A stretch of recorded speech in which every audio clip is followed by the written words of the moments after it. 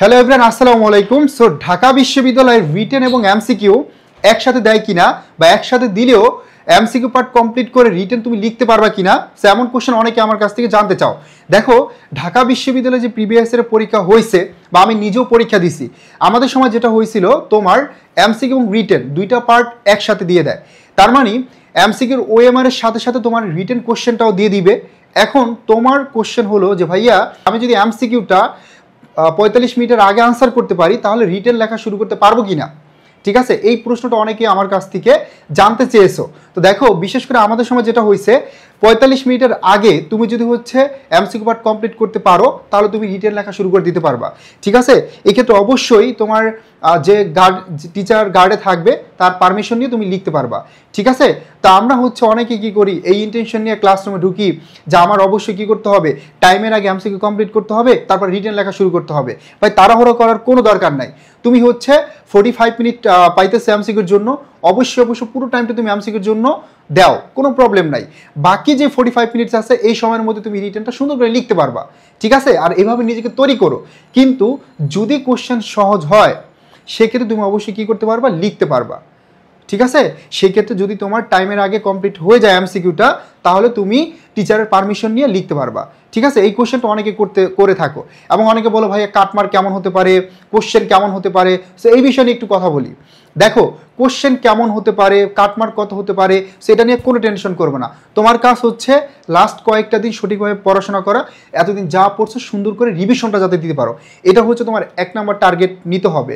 ঠিক আছে, আর অনেক বেশি বেশি এক্সাম দাও যাতে করে এক্সাম ভীতিটা দূর হয়ে যায়, বারবার ঘড়ির দিকে তাকানো না লাগে। তুমি এমনভাবে নিজেকে তৈরি করো, তুমি নিজে পরীক্ষা দিবা এবং তুমি বুঝতে পারবে যে আমি 45 মিনিটের আগে ইনশাল্লাহ আমার পরীক্ষা শেষ করতে পারবো। নিজেকে এইভাবে তৈরি করো।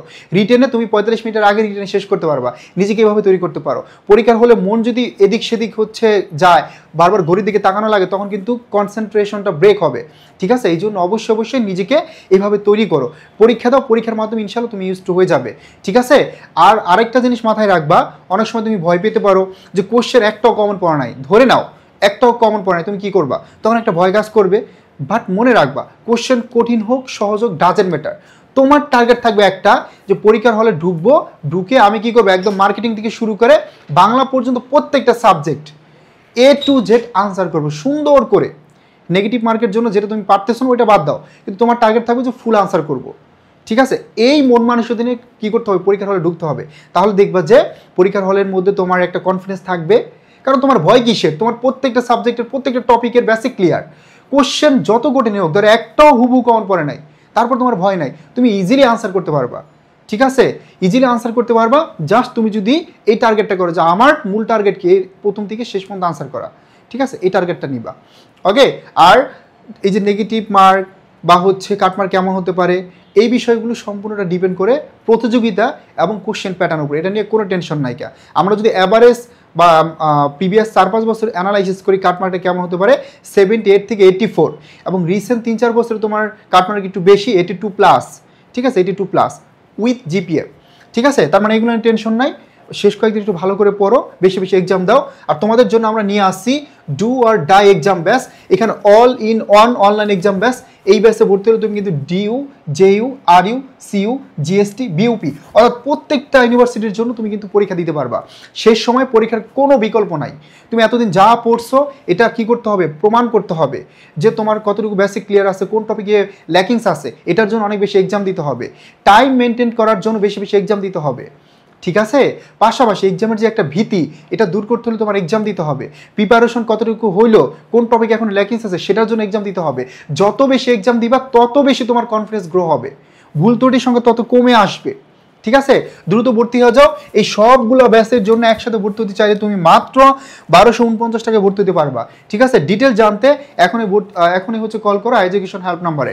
আর যারা ডিউ কোর্সে ভর্তি হতে চায়, একদম শেষ সময়, শেষের 10 দিন খুবই ইম্পর্টেন্ট। হ্যাঁ, শেষের 7 দিন বা 10 দিন খুবই ইম্পর্টেন্ট। এই সময় বেশি বেশি এক্সাম দিতে হবে, এক্সাম সাথে রিভিশন।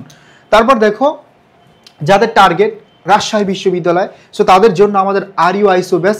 এখানে একদম আরইউ প্যাটার্নে আমরা ক্লাস নিব।